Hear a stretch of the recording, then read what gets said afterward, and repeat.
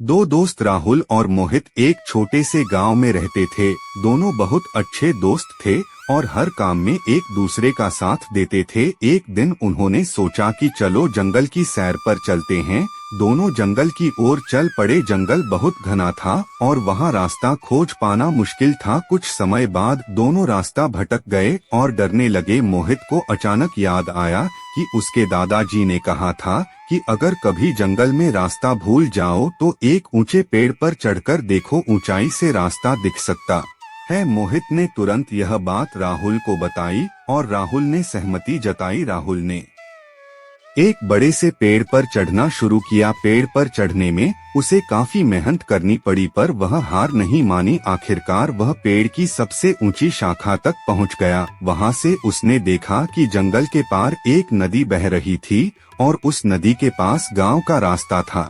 राहुल ने नीचे खड़े मोहित को यह बात बताई और दोनों बहुत खुश हुए। राहुल पेड़ से उतर आया और दोनों ने उस दिशा में चलना शुरू किया। कुछ समय बाद उन्हें वाकई में नदी दिखी। वे नदी के किनारे चलने लगे और जल्द ही गांव का रास्ता मिल गया। दोनों ने राहत की सांस ली और खुशी खुशी गांव लौट आए।